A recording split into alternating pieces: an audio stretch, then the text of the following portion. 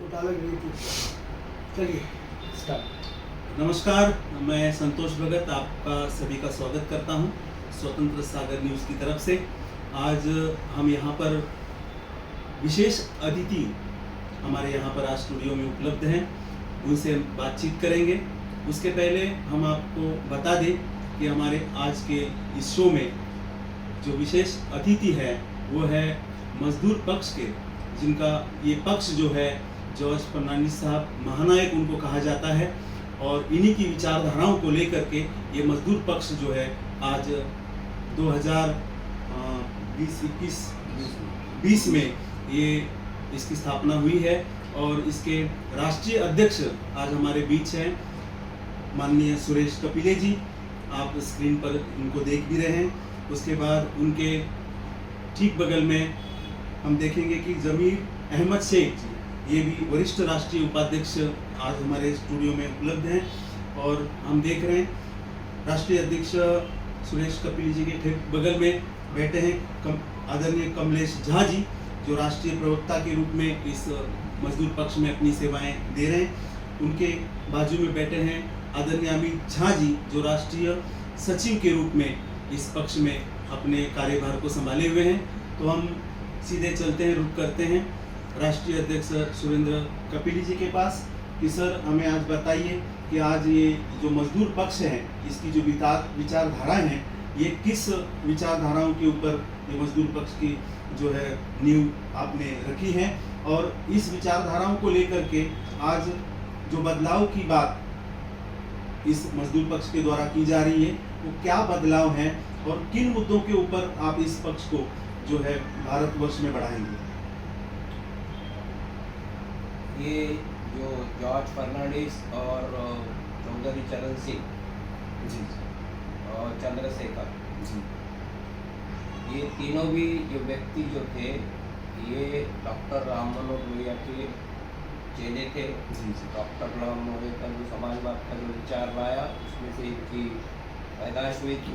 जी और वो पैदाइश से इन्होंने जॉर्ज फर्नांडिस इन्होंने इमरजेंसी के दौरान जो इंदिरा गांधी ने जो इमरजेंसी देश पर जो चार्ज किया था उस दौरान जो मजदूरों में जो काम किया, रेल की जो हड़ताल किया था पूरे भारतवर्ष में, इसमें पूरे देश में इंदिरा कांग्रेस की सरकार को हिलाने का काम किया।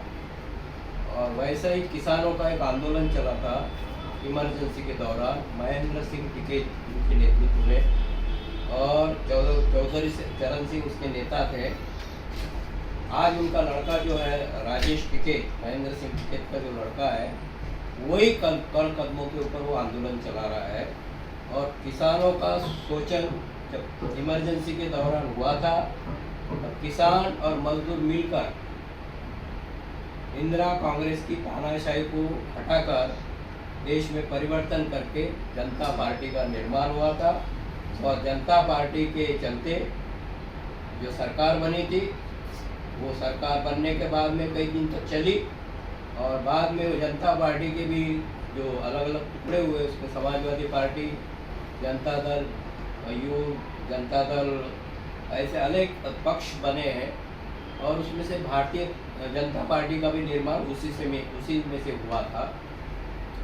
आज देश के जो किसानों को कुचलने का जो काम हो रहा है, हिंदू बॉर्डर के ऊपर किसानों का आंदोलन 100 दिन से चल रहा है, और वो आंदोलन सही मांगों के लिए चल रहा है।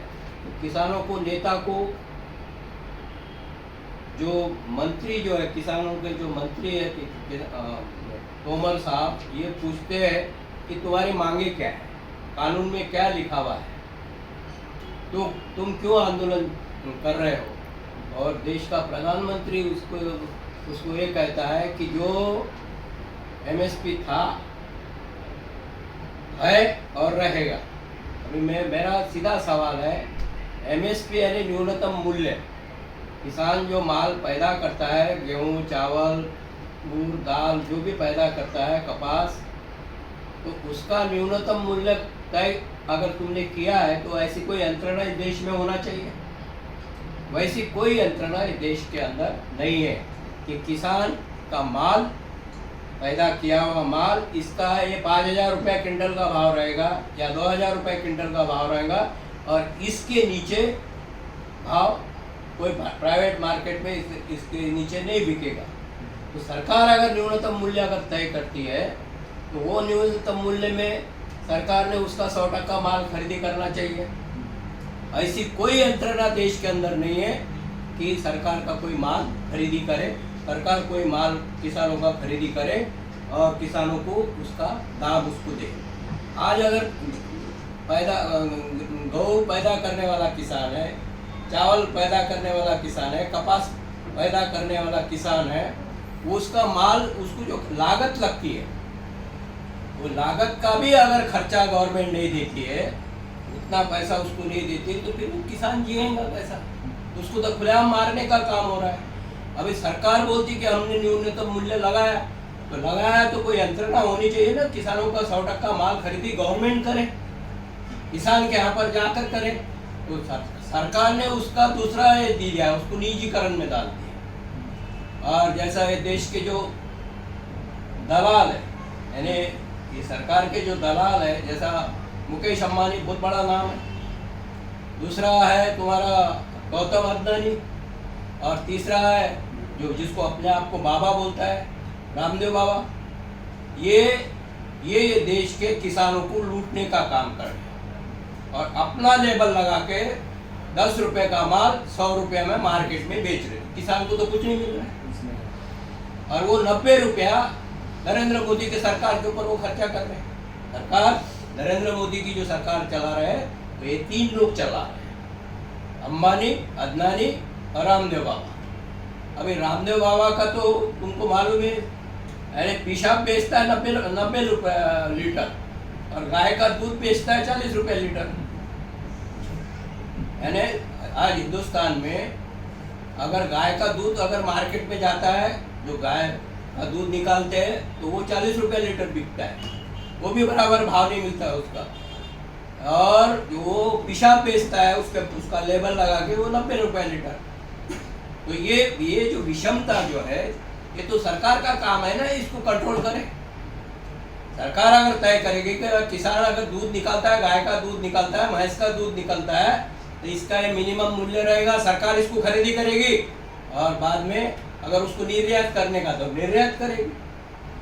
ऐसी कोई यंत्रणा इस देश के अंदर नहीं है। इसलिए हमारा कहना है कि किसानों के जो नेता जो है राकेश टिकैत, इन्होंने जो किसानों की मांगों को जो रखा है, वो रास्ता है, बराबर है, और इसलिए मजदूर पक्ष उनके साथ में रहेगा। वो अगर दिल्ली, पंजाब, हरियाणा, उत्तर प्रदेश अगर सीमित है, तो मजदूर पक्ष का कहना यह है कि पूरे देश में, हर राज्य में, हर जिले में, हर तालुका में, हर ग्रामीण लेवल के ऊपर, गांव कस्बे में इसका आंदोलन, इसके समर्थन में आंदोलन होना चाहिए, यह हमारा कहना है। और इससे देश के राजनीति के ऊपर परिवर्तन हो सकता है। मैं आज दावे के साथ में कह रहा हूँ, जैसा चौधरी सरंग सिंह के नेतृत्व में उत्तर प्रदेश में 85 की 85 सीट लोकसभा की चुन के आई थी, और उसमें से जनता पार्टी का निर्माण हुआ था, उसी प्रकार का टिकैत के आंदोलन से, किसानों के आंदोलन से पूरे देश में परिवर्तन हो सकता है, और नरेंद्र मोदी की सरकार को जाना पड़ सकता है। तो ये जो हम हिसाब इस पर रख रहे हैं, कोई किसी को कोई बताने का काम तो नहीं कर रहे, जो है राष्ट्र राजनीति है। और ये भी नरेंद्र मोदी भी अच्छे भली बात जानते हैं, किसानों का आंदोलन जितने दिन चलेगा उतनी उसकी सीट कम हो जाएगी। किसानों का आंदोलन जितना दिन चलेगा, क्योंकि जब मुसलमान ने अपने समाज के लिए, अपने हक के लिए जब आंदोलन किया, तो उनको आतंकवादी कहा। यह आतंकवादी है, ये देशद्रोही है। जब किसानों ने आंदोलन चालू किया, तो उसको भी आतंकवादी कहलाया, उसको खालिस्तानी कहलाया। यानी वो षड्यंत्र रच के उसको आंदोलन को खत्म करने की जो उनकी नीति थी, वो नीति को किसानों के आंदोलन ने खत्म कर डाला है। आज मुसलमान हो या हिंदू हो, इस देश का हिंदू और मुसलमान बराबरी का स्थान उसका होना चाहिए। पाकिस्तान की तुलना की जाती है हिंदुस्तान के साथ में। पाकिस्तान के अंदर होंगी महंगाई, बेकारी भी होगी, लेकिन उन्होंने अभी तक अपना जो ईमान जो है वो किसी के सामने बेचा नहीं है। उनको गुलामी के अंदर वो आए नहीं हो, आज़ाद है। लेकिन हिंदुस्तान में तुम्हारा गैस हो, तुम्हारा डीजल हो, तुम्हारा पेट्रोल हो, जो पहले रॉकेल के ऊपर लोगों के चूल्हे जलते थे, तो वो रॉकेल तो मार्केट से गायब भी हो गए, खत्म हो गए। तो ये कुछ अभी बाकी नहीं रहा है। तो ये और इसके ऊपर जाकर नरेंद्र मोदी ने ये किया है कि 2014 में जब ये सत्ता में आया, सोनिया गांधी के हाथ से जब सत्ता लिया, तो वो टाइम पर इस देश के ऊपर कर्जा था 48 लाख करोड़ का। वो 6 साल में बढ़ के 90 लाख करोड़ हो गए। नया सरकार ने उसमें का एक फुटी कौड़ी दिया नहीं। उसके आगे जाके नरेंद्र मोदी ने वर्ल्ड बैंक से 76 अरब डॉलर कर्जा लिया और लोगों को ये बता रहा है, यानी देश को बेच डाला और लोगों को ये बता रहा है कि मैं देश को चला रहा हूँ। अब देश कैसा चलेगा? किसानों का उत्पादन नहीं, कारखाने बंद है, स्कूल कॉलेजेस बंद है, केवल सरकारी मजदूर, सरकारी ग्रांट के ऊपर के पगार चालू है, बाकी तो सब टोटल बंद है। आज पुलिस के पास में, चाहे वो हिंदुस्तान का कोई भी नागरिक हो, बड़ा हो या छोटा बच्चा हो या महिला हो, पुलिस स्टेशन में जाके शिकायत करने की उनकी हिम्मत नहीं, क्योंकि वो शिकायत करने को जाएगा तो पुलिस वाले उसको ही लटका देते और उसके ऊपर ही उल्टा केसेस डाल के उनको नरम करने का काम करते हैं। नरेंद्र मोदी हरदम बोलते थे, जब ये उन्होंने प्रधानमंत्री की शपथ ली 2 बार, तो बोले मैं किसी को खाने नहीं दूंगा और मैं खाऊंगा नहीं। खुद तो गपागप खा रहा है और दूसरे के जो उसके पुलिस वाले हैं, सरकारी नौकर है, उसके ऊपर वजन रखे बिगड़ फाइट आगे नहीं जाती, उनको भी खाने को मौका पूरा दे रहा है।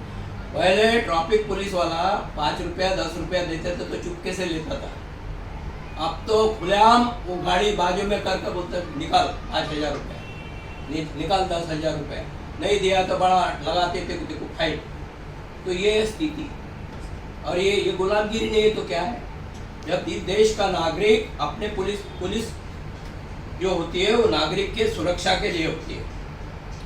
जो गरीब तबके का जो आदमी है जिसके ऊपर अन्याय होता है उसके सुरक्षा के लिए पुलिस रखी जाती है। सुरक्षा काय के लिए लगाई जाती है कि भाई उसका रक्षण हो जाए। वो तो रक्षक के भक्षक बन गया।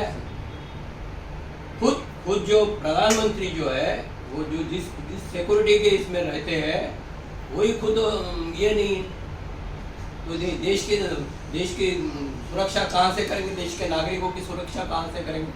देश का नागरिक उसने वोट देके नरेंद्र मोदी को चुना है और नरेंद्र मोदी की जिम्मेदारी है कि ये नागरिकों की बराबर सुरक्षा करे। यही बोला लॉकडाउन के अंदर, तो खुलेआम बोला है। रास्ते से अगर अपने गांव कस्बे में अगर कोई जा रहा अपने फैमिली के साथ में, तो रास्ते में पटक के उसको मारे, उसका गला दबाए। गाड़ी अगर चला रहा है, गाड़ी में अगर बैठा तो पुलिस गाड़ी में चढ़ता था, गाड़ी के ड्राइवर को नीचे उखाड़ कर उसके गर्दन के ऊपर पैर रख कर उसको मारे हैं। ये काहे की रक्षा है? रक्षक के भक्षक बन गए।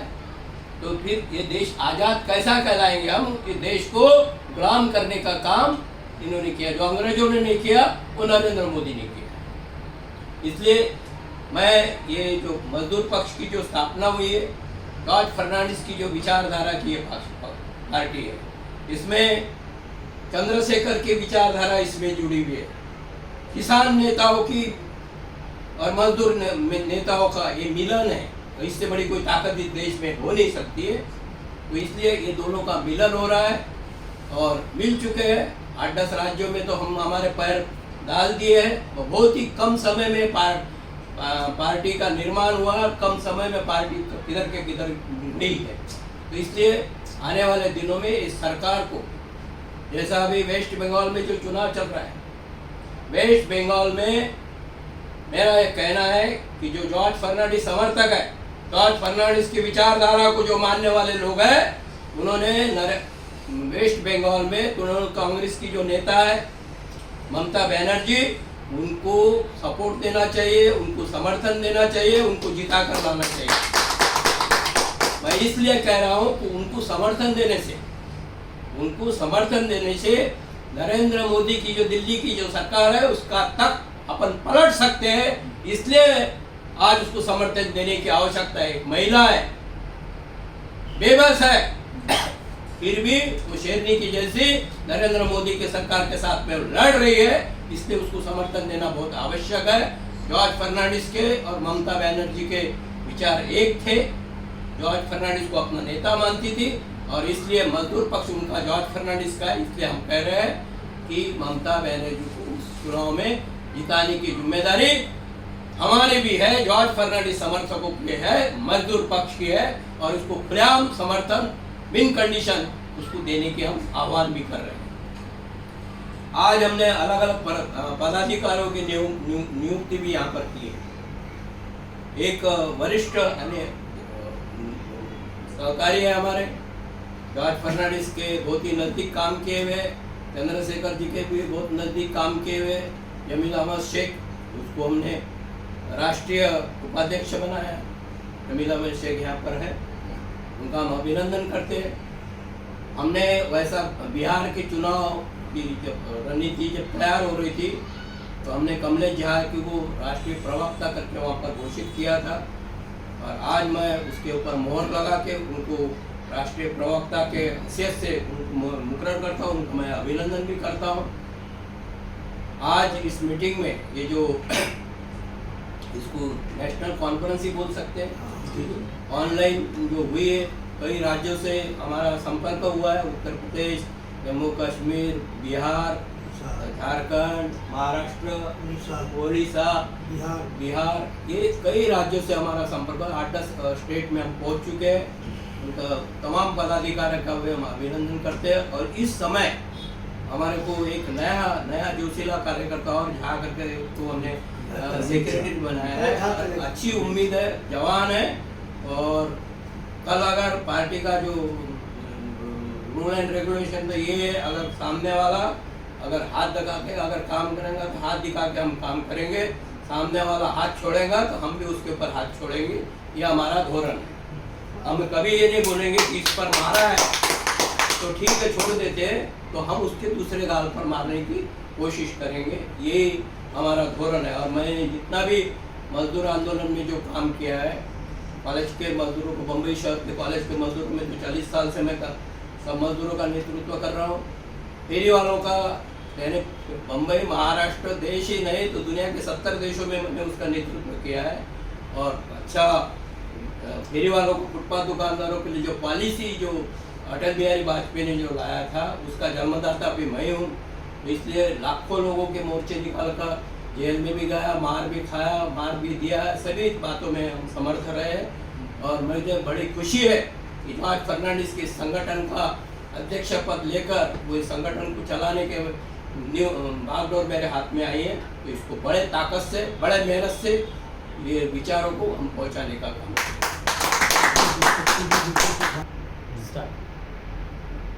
हमने देखा कि अभी मजदूर पक्ष के राष्ट्रीय अध्यक्ष सुरेश कपिले जी ने अपनी बात को रखा, हमारे सवालों के जवाब दिए और इसीलिए हम व्यासपीठ पर यहाँ पर बैठे सभी पदाधिकारियों का आभार प्रकट करते हैं कि उन्होंने अपनी भूमिका को निभाते हुए, अपनी जिम्मेदारी को निभाते हुए इस आज की प्रेस कॉन्फ्रेंस में भी उन्होंने सहभाग लिया। और अभी हमने देखा कि किस प्रकार से सुरेश कपिले जी ने अपनी बात को रखा। तो हमें लगता है कि आज ये मजदूर पक्ष जो है पूरे भारत वर्ष में एक शोषितों के लिए काम करेगा, एक वंचितों के लिए काम करेगा, मजदूर वर्ग के लिए काम करेगा, किसानों के लिए काम करेगा, उस हर नागरिक के लिए काम करेगा जिसका आज इस भारतवर्ष में किसी भी रूप में शोषण होता हो, उसकी वो पीड़ा जो है हरने का काम करेगा। और जिस प्रकार से उन्होंने कहा कि पूंजीपतियों की ये जो सरकार है इसके खिलाफ हम आंदोलन करेंगे और एक ना एक दिन ऐसा आएगा कि पूरे भारतवर्ष को हम जगाएंगे। तो इसी लड़ी में हम भी स्वतंत्र सागर न्यूज़ की तरफ से हम आपको बताना चाहेंगे कि इस वोट की ताकत को, जिस प्रकार से हमने देखा कि उन्होंने उल्लेख भी किया कि एक वोट की ताकत से अगर प्रधानमंत्री नरेंद्र मोदी जी अगर प्रधानमंत्री बन सकते हैं, क्योंकि कहा भी जाता है कि एक चाय वाला अगर प्रधानमंत्री बन सकता है, तो आज यहाँ पर इस व्यासपीठ पर भी ये विश्वास दिलाया गया, या हम देख सकते हैं कि किस प्रकार से इस विश्वास को संपादन किया गया कि एक न एक दिन इस व्यासपीठ से भी मजदूर पक्ष भी है जो भारतवर्ष में बदलाव लाएगा। और इसी के साथ हम सभी का आभार प्रकट करते हुए आज का जो है ये छोटा सा इंटरव्यू यहाँ पर ही खत्म करते हैं। धन्यवाद। Thank you.